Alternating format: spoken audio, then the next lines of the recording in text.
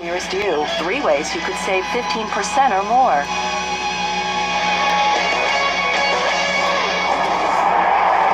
This is The Right Time with Bomani Jones on ESPN Radio or on the ESPN app.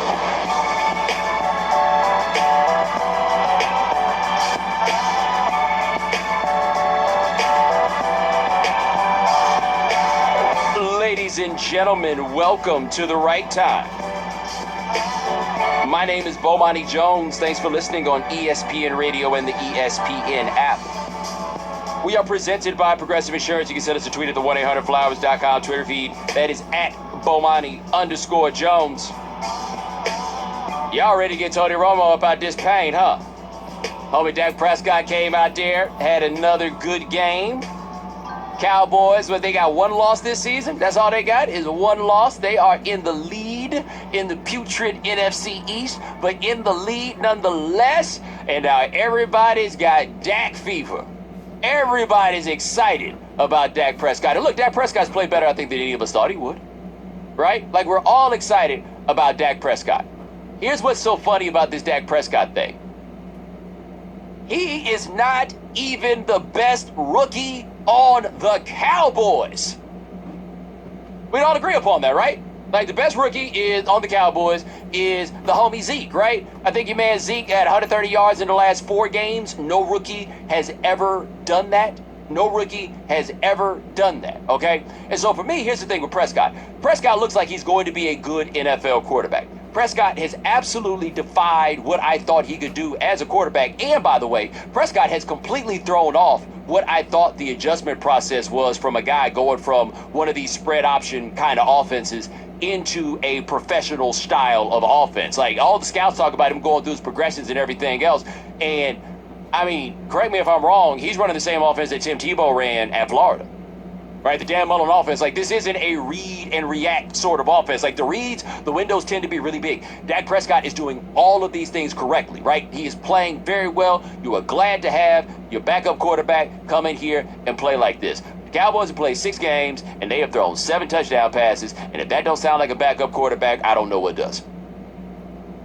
I believe that is a fair point to make about Dak Prescott. That right now he has done what you would hope a backup quarterback would do. Like, think about that time the Cutler got hurt and Josh McCown came in those last 4 games. I think they went 3-1 or something like that, right? And of course they're like, we got to bring McCown in. Forget Cutler. We got to stick with McCown. Like, I feel you. But what have we seen about McCown since then? McCown's a backup quarterback. Now, the difference obviously between McCown and Prescott is McCown is like as old as me.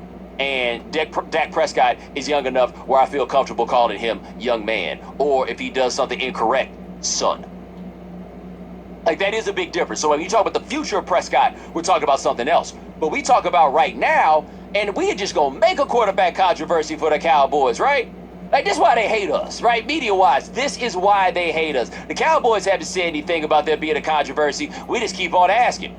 Is it a controversy? And we gonna ask if it's a controversy until it's a controversy. And then once we decide it's a controversy, we gonna write down that it's a controversy. And then that becomes a self-fulfilling prophecy. And now you have a quarterback controversy. Ian O'Connor wrote a column for ESPN.com about this. And I like Ian's work a great deal, right? Ian basically just told y'all quarterback controversy starts now. Why? Deadline, baby. Deadline. Like, you can't deny that the notion of a quarterback controversy, that even if we don't make it up, we fuel it, we push it through, and now we're here. Here's my thing about the quarterback controversy as it relates to the Cowboys. I think Tony Romo is one of the 10 best quarterbacks in the NFL. I think Tony Romo is flawed, but I also think that Tony Romo's flaws started to decrease, like the problems that we had with him. We started seeing it less and less when they stopped asking him to do everything. When they went to this model that they have right now in Dallas, we're going to get this offensive line straight. We're going to run the ball. Tony Romo was not just good. Tony Romo was excellent. 2014, didn't Tony Romo finish like second in the MVP voting in 2014?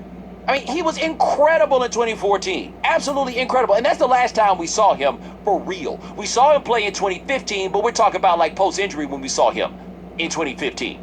If Romo's healthy, Romo is your quarterback. Period. That's it. All right? Because I don't think anywhere else, third in the MVP voting, Shannon, third, yeah, he's your guy.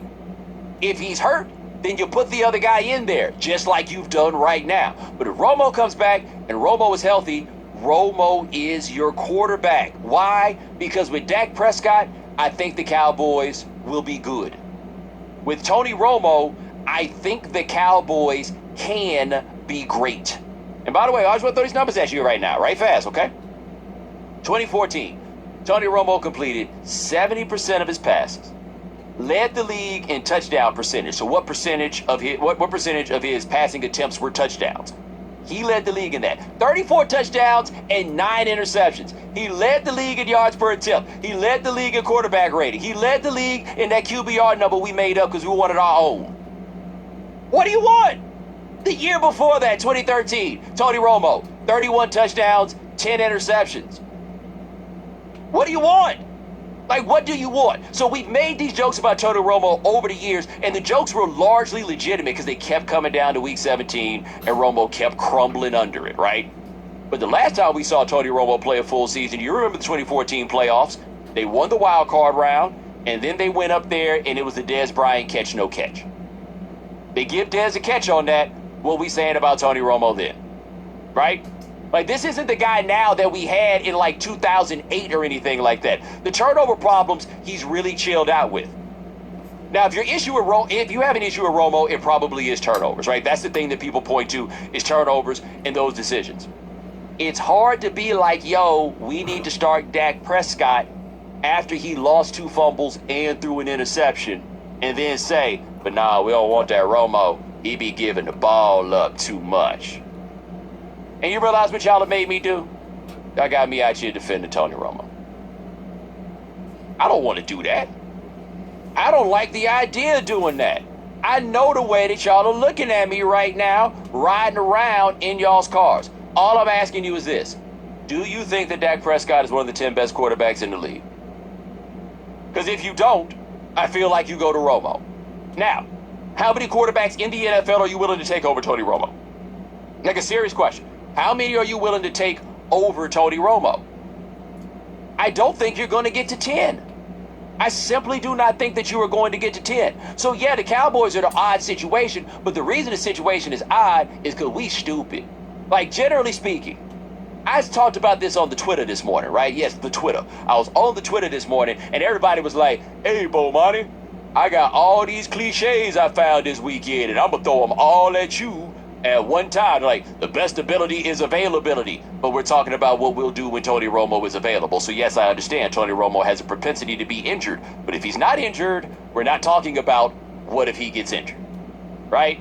So that's one element of this that has come up. Man, Romo terrible in the playoffs. I believe for his career, 8 touchdowns, 2 interceptions, and by the way, it's not the playoffs just yet. Like, how far can we keep going on this? Tony Romo can't get out the first round. I mean, his playoff success has not been what one would want necessarily in terms of team success, but they've won 2 playoff games with Tony Romo as the starting quarterback.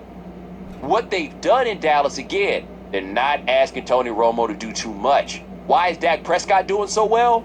Because they're not asking him to do that much. They're putting him behind that same line. They're giving him the same kind of running game and not asking him to do very much. So imagine Tony Romo in that offense where you're not being asked to do very much, right? Because one thing about Dak Prescott right now, he's got a lot of things that he can do. He's not dynamic yet. At least I don't feel like when I watch him that I'm watching a dynamic quarterback at this moment. That time may come, but I don't think I'm watching a dynamic quarterback. Tony Romo at his best has been a dynamic quarterback. Now you could make the question, and raise the question, well, I don't know if he's going to be healthy. Well, we're going to find out. And if he's healthy and he ain't getting it done, then you put him on the yoke.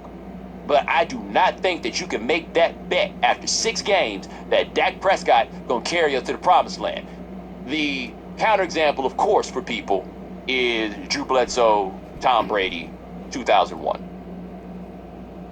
I would argue that Romo, in this point of his career, is better than Drew Bledsoe was at that point in his career. I would argue that Drew Bledsoe was much more of a turnover risk at that point in his career. And the big one with Drew Bledsoe took all the sacks. He took all the sacks. He just could not get out of the way. He took all of the sacks. Like, I think that Tony Romo is a better player, and I'm not prepared to call Dak Prescott Tom Brady just yet. It's also hard, by the way, because one of y'all is going to break out the stats directly comparing Tom Brady to Dak Prescott. It's a whole different NFL world between 2001 and 2016. The rules and everything else, right? Like everything is just flipped up so much since then that you can't directly compare the numbers. So I think Dak Prescott has been very, very good, and a quarterback controversy is good for business here, but there's no way in the world I see this as a controversy. Is Tony Romo, I guess, the third best quarterback in Cowboys history behind Staubach and Aikman? Don't get me started on how overrated I think Troy Aikman is. And, all right, I'll say it. Put Tony Romo on them teams that Troy Aikman was on. You be talking about Tony Romo the way you talk about Troy Aikman. You damn right I said it. Remember that one time Troy Aikman threw 20 touchdowns? Did you hear what I just said, Shannon? That one time.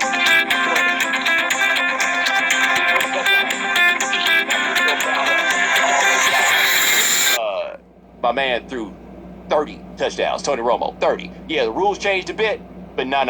Go look up that Troy Aikman stats. You be like, damn, he in the Hall of Fame? He sure is. He sent Michael Irvin and Emmitt Smith a thank you card. I ought to say something bad about Jason Witten now so that all those Cowboys fans can try to burn down the office. Oh, yeah. I saw him this weekend, by the way. He was here for Revolt. 888-729-3776. That's our telephone number. Coming up next, we're going to stick with the NFL.